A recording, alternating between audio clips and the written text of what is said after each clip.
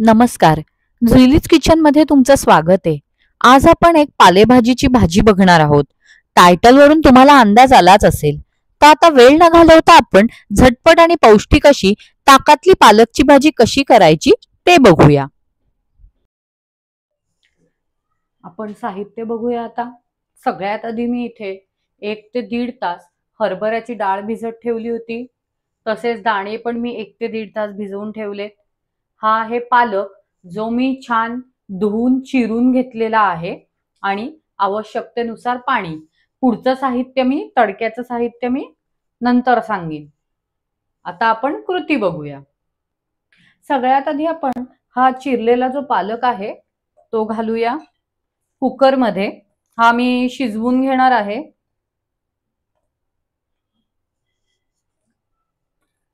त्यानंतर ही जी हरभऱ्याची डाळ आहे ती घालूया. दाणे घालूया. हरभऱ्याची डाळ आणि दाणे हे तुमच्या आवडीनुसार तुम्ही कमी जास्त करू शकता. त्यानंतर ह्याला थोडंसं मिक्स करून घ्या आणि आवश्यकतेनुसार ह्याच्यात पाणी घाला. जेवढा पालक शिजण्याची गरज असेल तेवढं पाणी घाला. आता मी 2 ते 3 शिट्ट्या काढून घेणार आहे. इथे आपले पालक जो आहे तो शिजून रेडी आहे. आता आपण पुढची कृती बघूया. आता पुढचं साहित्य आहे ते म्हणजे मी इथे घेतलंय ताक, बेसन. फोडणीसाठी लागणारं साहित्य आहे आपल्याला मोहरी, तेल, हळद, धने पावडर, तिखट म्हणजे रेड चिली पावडर, मीठ, आवश्यकतेनुसार पाणी आणि हिंग. सगळ्यात आधी मी कढईत थोडं तेल घेणार आहे. साधारण 2 ते 3 टेबलस्पून.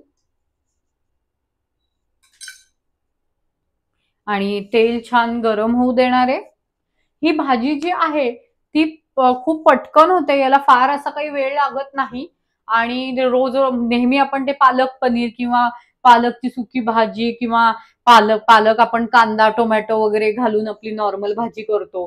तर ती भाजी खायचा कंटाळा आला असेल तर हा एक बेस्ट ऑप्शन आहे. आणि अशी थोडी ग्रेव्ही वाली पण ही भाजी होते. मी ह्याच्यात टोमॅटो घातला नाहीये कारण ताकाला आपसूक आंबटपणा असतो. त्याच्यामुळे टोमॅटोची गरज नाहीये.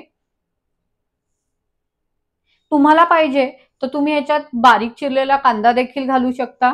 पण मला एवढ्याच्या साहित्यात बनवलेली ही भाजी आवडते कारण ताकामुळे आणि बेसनामुळे ह्याला छान एक असा टेस्टीपणा येतो.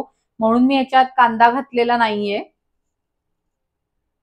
आपलं तेल गरम होईपर्यंत आपण एक ताक आणि बेसनाचा साधारण एक बॅटर बनवून घेऊया. त्यासाठी मी इथे घेतलाय अर्धा बाउल किंवा वाटी ताक. ते मी एका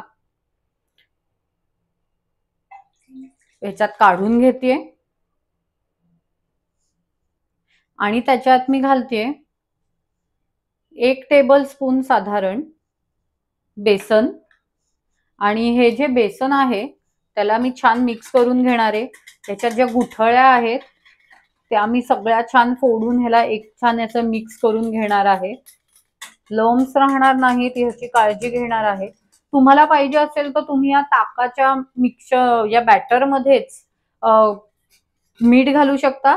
अदरवाईज भाजीत घालू शकता. बघू शकता तुम्ही आपलं हे बॅटर रेडी आहे.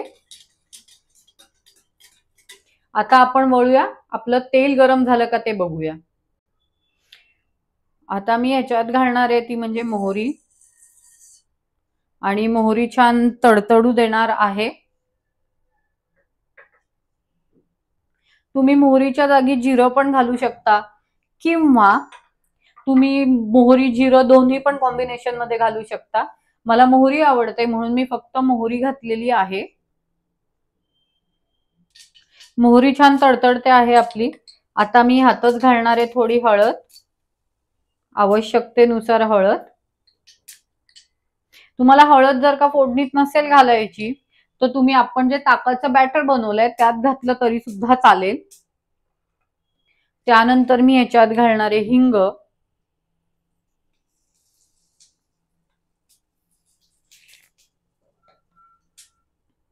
आणि आता मी ह्याच्यात घालणारे आपले पालक आणि जी डाळ शिजलेली आहे ती, फक्त मी ह्यातलं पाणी काढून घेणार आहे आणि फक्त डाळ, दाणे आणि पालक एवढंच ह्याच्यात घालणार आहे.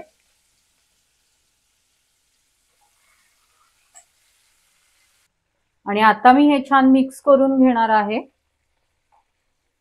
आणि यातलं जे थोडं जे पालकाला पाणी सुटलंय ते मी आटवून घेणार आहे. तोपर्यंत मी ताकाचं बॅटर घालणार नाहीये. आणि मीन व्हाईल मी ह्याच्यात आपले मसाले घालून घेणार आहे. सगळ्यात आधी घालणार आहे धने पावडर. तुम्हाला जिरा पावडर घालायचं तर तरी तुम्ही जिरा पावडर घालू शकता. त्याच्यानंतर घालणार आहे रेड चिली पावडर. तुमच्या आवश्यकतेनुसार तुम्ही कितपत तिखट खाऊ शकता त्यानुसार. त्याच्यानंतर मी घालणार आहे चवीनुसार मीठ. आणि हे पुन्हा छान एकदा मिक्स करून घेणार आहे. तुमचा ताक जर का आंबट असेल तर तुम्ही जेव्हा आपण ताक आणि बेसनाचा बॅटर बनवतो तेव्हा त्यात थोडीशी साखर घाला आणि जी चव आहे ती बॅलन्स करा.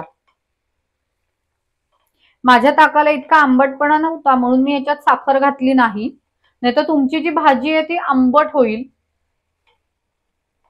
पण साखर ही बॅटर मध्येच घालायची आहे. आता मी थोडंसं पाणी जे आहे ते आटवून घेते, कारण आपलं मीठ घातल्यावर सुद्धा पालकाला पाणी सुटतं, म्हणजे कुठल्याही पालेभाजीला पाणी सुटतं. सो मी हे पाणी पण छान आटवून घेणार आहे. पाणी बऱ्यापैकी आटलंय. आता मला ह्याच्यात ताकाचं बॅटर घालायचंय, पण त्याच्या आधी मी काय करणार आहे, गॅस बंद करणार आहे. कारण ताक फाटण्याची शक्यता असते, म्हणून मी याला थोडंसं गॅस बंद करून 1 मिनिट थांबणार आहे आणि त्याच्यानंतर आपलं बेसन आणि ताकाचं जे बॅटर आहे ते घालणार आहे. म्हणजे आपली जी ताक फाटण्याची रिस्क जी आहे ती कमी होईल. 1 मिनिट झालाय गॅस बंद करून. आता मी ह्याच्यात हळूहळू हळू करत आपलं हे ताकाचं जे बॅटर बनवलं होतं आपण ताकाचं आणि बेसनाचं, तर ते घालणार आहे आणि सतत ढवळत राहा हे.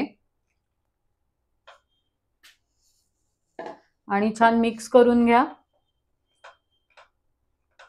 हे छान मिक्स करा आणि मग स्लो फ्लेम, म्हणजे पहिले गॅस लावा आणि स्लो फ्लेमवर ठेवा.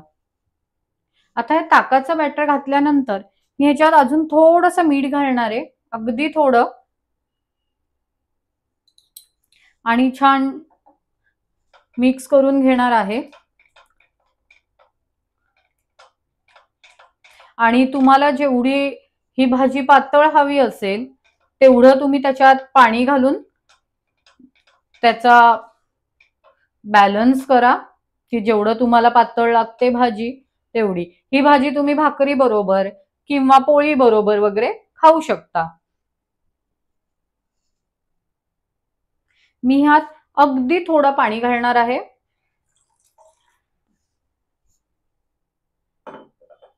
आणि पुन्हा एकदा छान मिक्स करून घेणार आहे. आणि भाजीला उकळी येईपर्यंत वाट बघणार आहे. कुठल्याही परिस्थितीत तुम्ही जी फ्लेम आहे ती हाय फ्लेम करू नका, तुमचं ताक फाटणार. ह्याच्यात थोडेसे पेशन्स लागतात. आणि एक तर तुम्ही ही भाजी इकडेच तुम्ही झाल्यावर म्हणजे खाऊ शकता, अदरवाईज तुम्ही तडका तयार करून ह्याच्यावर तडका घालून सुद्धा खाऊ शकता. तर मी तडका कसा बनवायचा ते देखील तुम्हाला सांगणार आहे आपली भाजी झाल्यानंतर.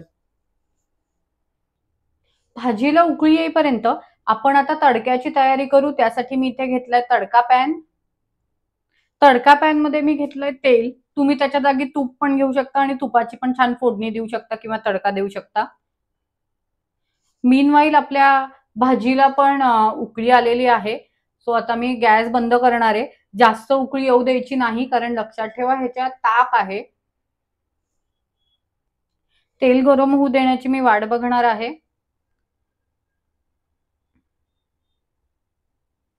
तेल गरम झाले, आता मी गॅस बंद करणार आहे आणि साधारण 1 मिनिटासाठी हे तेल मी असंच ठेवणार आहे, कारण आपल्याला फक्त आणि फक्त तिखट म्हणजे रेड चिली पावडरचा तडका द्यायचा आहे ह्याला. सो तो जळू नये म्हणून मी याला थोडंसं कूल डाऊन करून घेणार आहे.